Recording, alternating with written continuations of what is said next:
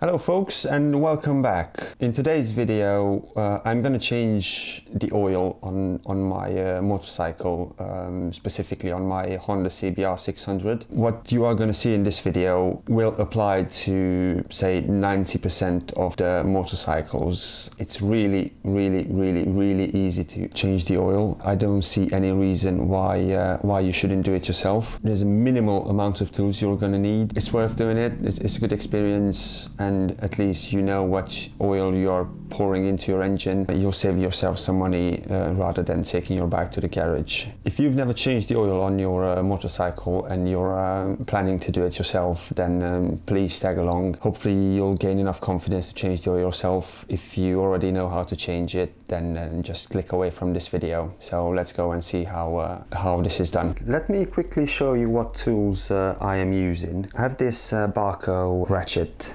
Also, if you change your oil, please do yourself a favor and get yourself a set of copper washers off eBay. Change the washer on your oil sump plug, please, because it costs pennies, and there's no excuse of not changing it. You don't want to change your oil, go out for a ride, and then have an oil leak in the middle of nowhere. Also, I always use a torque wrench. This is a Draper one. I think it cost about £25. It was worth every penny. I always try to torque all the bolts down to manufacturer specified torque spec, especially the oil sump plug, because I don't want to strip the thread out and then having to change the oil pan or having to do a bodge or whatever.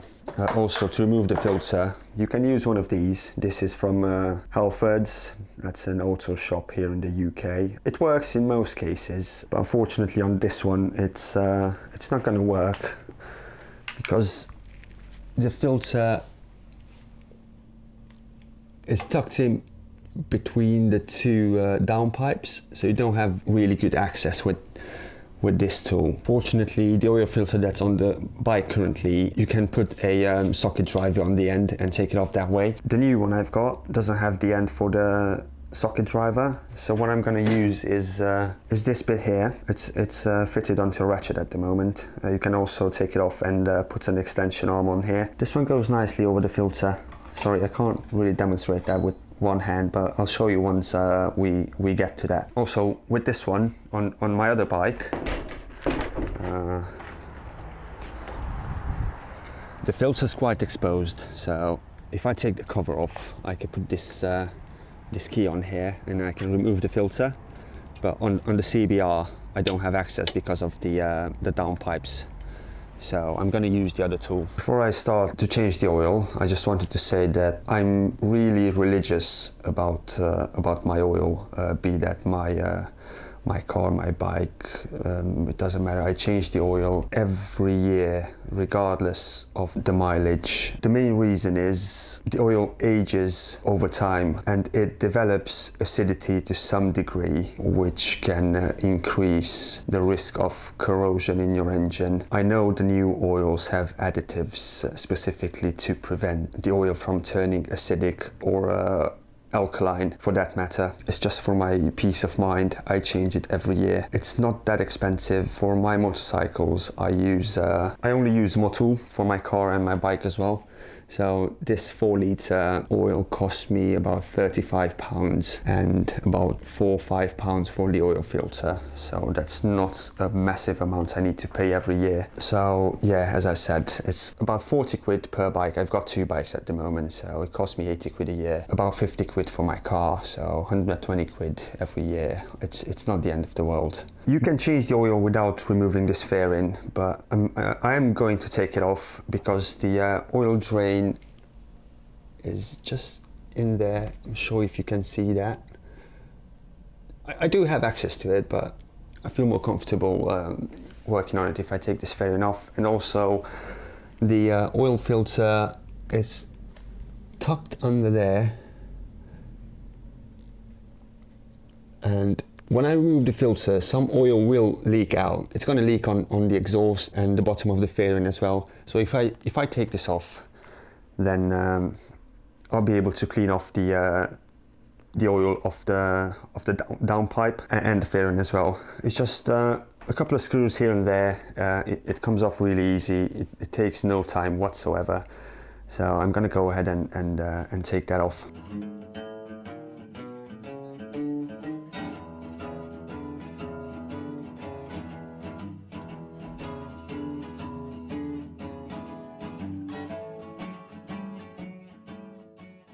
I noticed that my radiator is rotting away, so this is going to be a project for this winter. Get the radiator off, paint it and put it back. I do hope it will last out this summer. But anyway, as you can see, there's the oil sump plug, and that's the oil filter. I want to warm the oil up. I'll bring the engine temperature up to about 66-70 degrees, and then the oil will be thin enough to nicely flow out of the engine. Let's push the bike out, start the engine, wait a couple of minutes for it to warm up, push it back in, and then drop the oil out.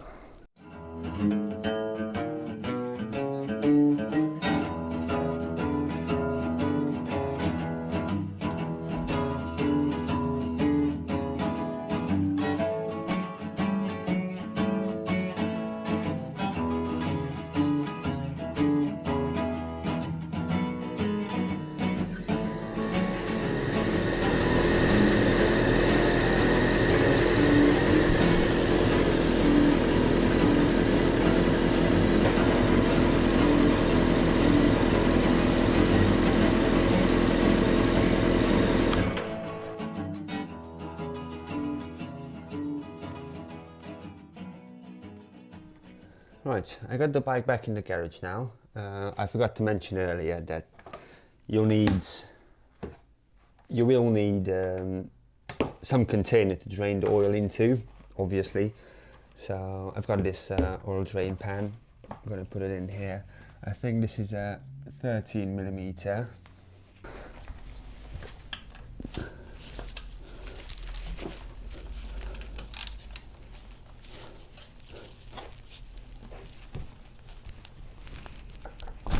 Ah, bloody hell.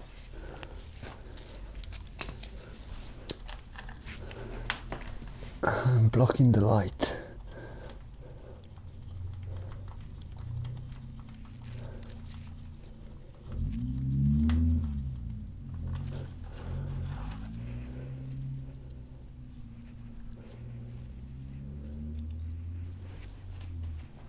If you noticed, I have the bike on the center stand just to keep the bike level, make sure and all the oil flows out. Although on this one the drain plug's on the left side, same side on which the side stand is, so you could keep the bike on the side stand actually. But I'm just gonna loosen the filter.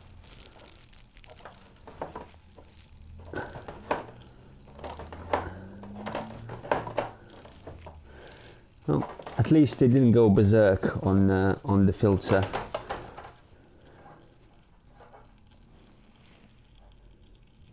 See, this is what I meant. You got quite a significant amount of oil coming out of the filter, so it's a good idea to take the fairing off.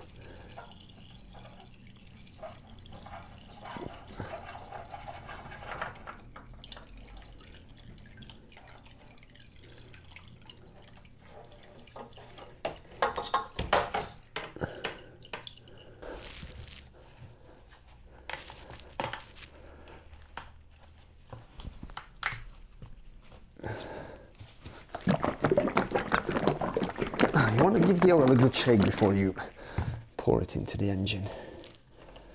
Right. Okie doke.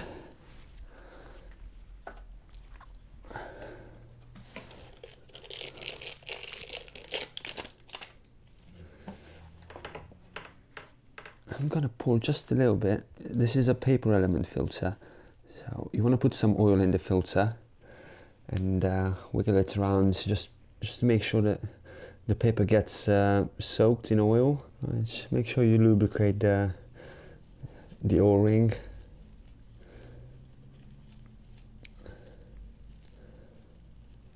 That's it. It's gonna actually go in now. Just be very gentle when you put it back. Make sure you don't cross thread the filter. Okay. And I'm not sure if you can see, but the end of this filter is hexagonal. And I've showed you earlier the hexagonal oil filter removal tool, this one. I'm going to put an extension arm on here. Get the wheel out of the way. And this goes on the end of the filter. And just gently tighten this by hand. And now I'm going to get a torque wrench and torque it down to spec. I love these Haynes manuals because you've got all the information you need in here. So let's see. Torque setting, engine oil filter, 26 Newton meters. Okay. Pop this on here.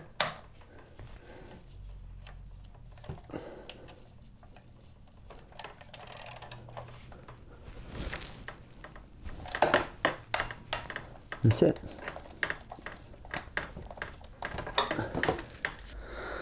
Right, now for the oil sump plug. See, this has an aluminium washer on it, which is all distorted, flattened out. So I'm gonna take this off and find, oh, it has a copper washer as well. Is this a bodge? And use the 12mm socket driver, and hopefully I can undo it from here. No, really. Yeah, there we go. Slippery. Okay, so see, I got that off. Yeah, you don't want to put such a thing back, do you?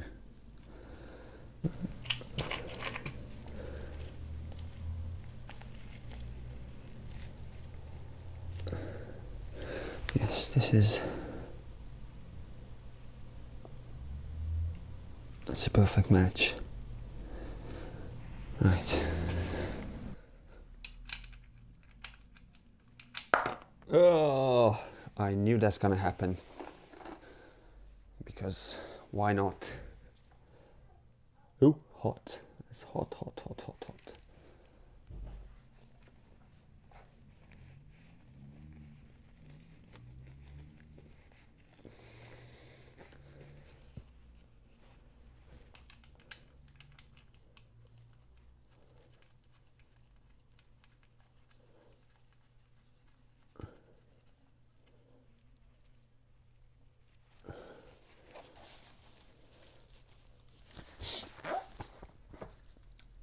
Now, same as the oil filter, I'm going to torque it down to spec. Let's check the Haynes manual. What does it say? Right. Engine oil drain plug, 30 Newton meters. So we had 26 on the oil filter and 30 for the oil drain plug.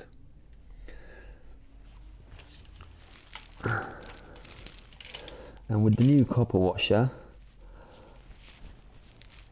there's no reason to tighten it more than 30 Newton meters. That's it.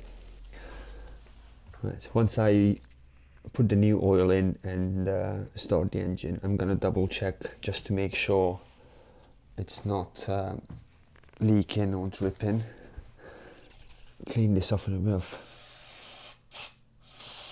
brake cleaner, and you also want to get the oil off the down pipes.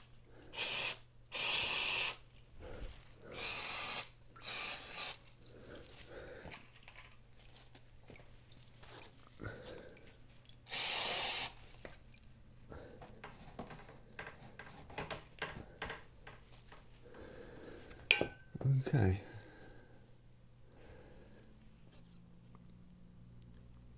So that's good to go. Let's jump onto the other side, fill it up with oil. Just check how much oil does this engine take.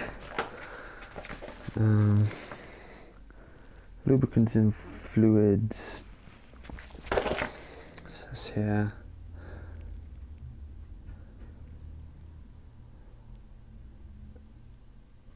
Engine oil capacity, oil change 2.7 litres, 10W30 API grade SG or higher. So.